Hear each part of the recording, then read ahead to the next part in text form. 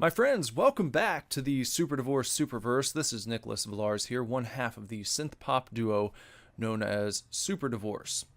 Today, we're going to take a look at a criminally underrated comic book series called American Barbarian.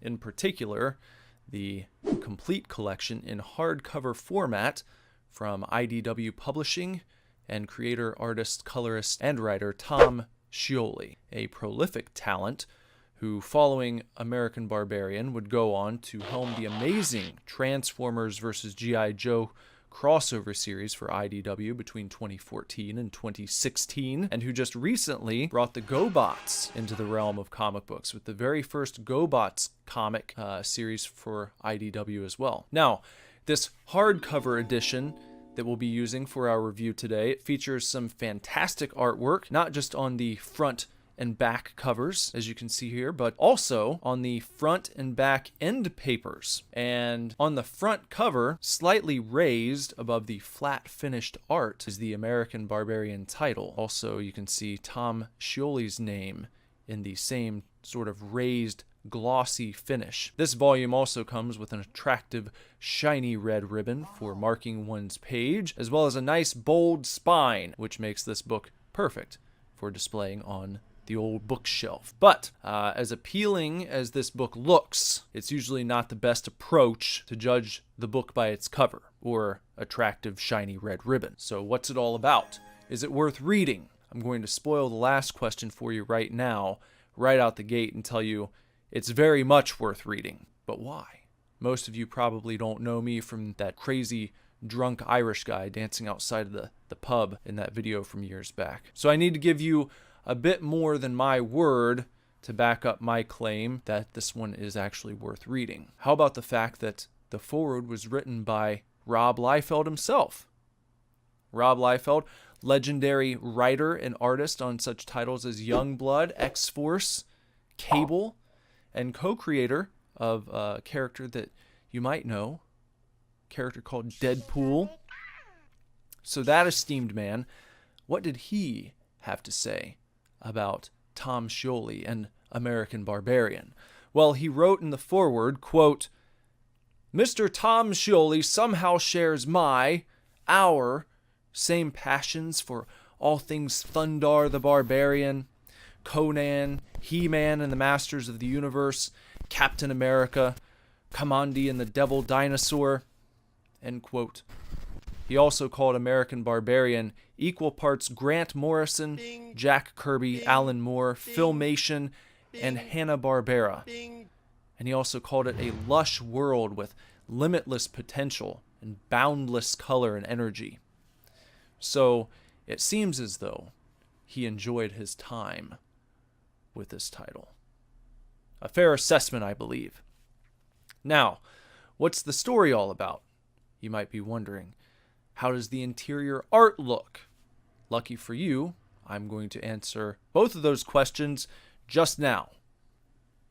American Barbarian is chiefly the tale of Merrick, one of 7 sons of Pa Usamon, of the Usamon family, a family that has, for generations, served the kingdom of the Lionhorn dynasty on the planet New Earthia. While not royalty themselves, the members of the Usamon clan are the chosen defenders of the kingdom, and they enjoy luxuries such as direct contact with the king, bountiful feasts, and a home large enough to house them all and provide space for training. When the story begins, Pa Usamon informs his sons that the time has come to reach into the abyss and pull out what's called the Tangle of Swords. Literally, a tangle of swords, all seemingly fused and tangled together in a giant metal mash. Each son is to find and take a handle for himself out of this tangle of swords, pull and simultaneously untangle the swords from one another, each sword carrying with it a special message that will inform its new owner of his place in the realm, what his own personal duty will be in the kingdom. However, the youngest son, Merrick, our American Barbarian, surprises everyone when he outmuscles all of his brothers so severely that he pulls the entire tangle of swords to himself. And though this leaves his brothers feeling a bit butthurt and ego bruised, Pa Yusamon recognizes something deeper than a show of strength here, but a fulfilling of a prophecy, rather. Merrick has revealed himself to be the latest Yusamon who will wield the Star Sword, the mythical Star Sword. Years pass after this event, after this trial, and King Lionhorn enjoys peace and abundance within his kingdom, thanks in no small part to the Yusamon boys and their father. But one evening, at a grand dinner, Pa Yusamon informs Lionhorn of a looming threat, a threat too great for his sons to handle on their own. Pa Yusamon tells his king, with the purest of intentions, he's going to have to eat some shit. Translation, swallow his pride, and ask for assistance from other rulers nearby and their armies, as they will be needed if they're not all to perish at the hands of a tank-hooved beast that's roving the lands. Lionhorn refuses.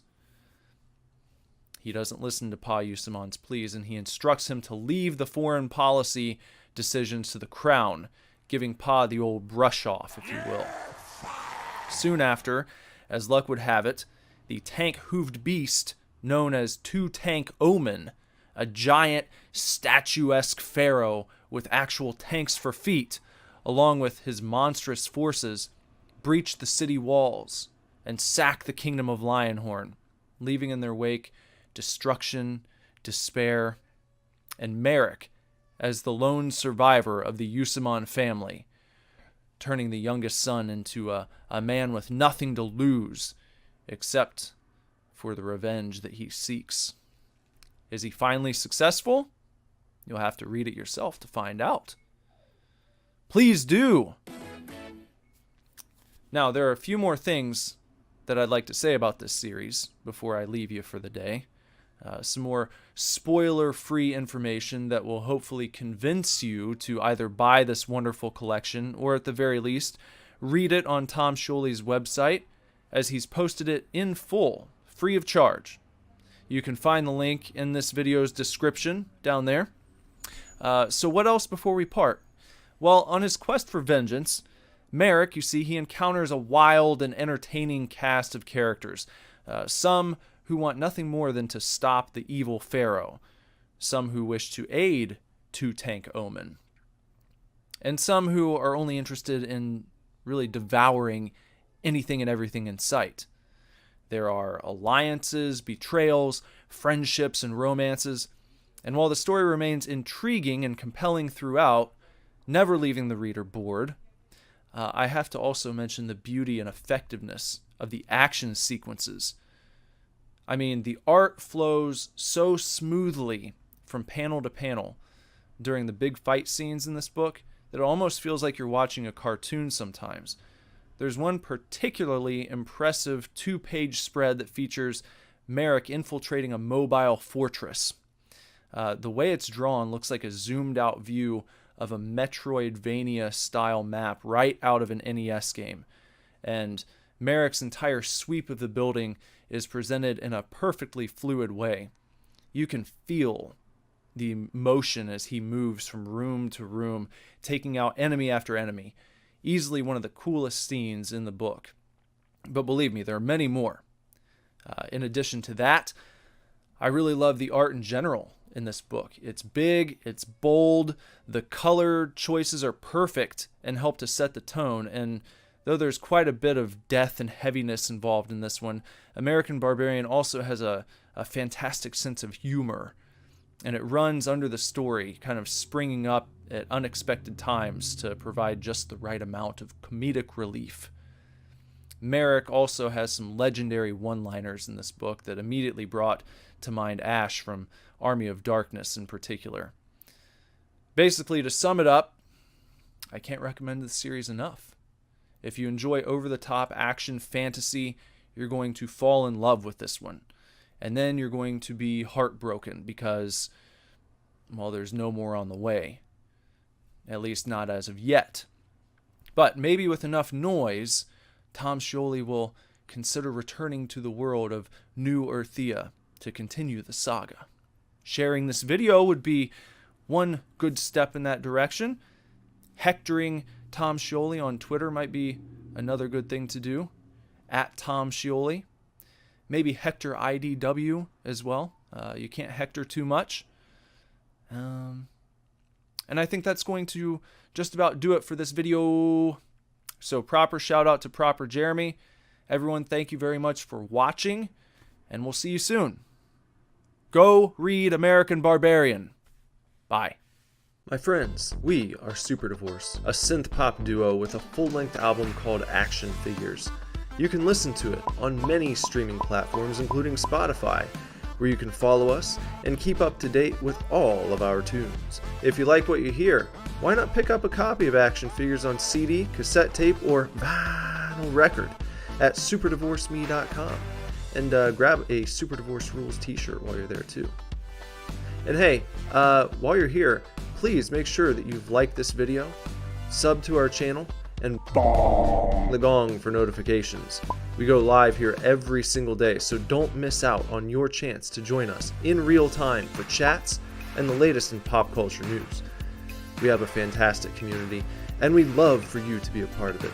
On top of daily vids and some rad tunes, we also produce a weekly podcast called the Super Divorce Supercast, with new episodes every Friday, as well as a comic book review show called Super Fanatics, a horror movie review show called Super Scary, some video game streaming, and a Star Wars review called Sequential Star Wars, in which I, Nicholas, and my good brother Andrew review the Star Wars films and TV shows in sequential chronological order.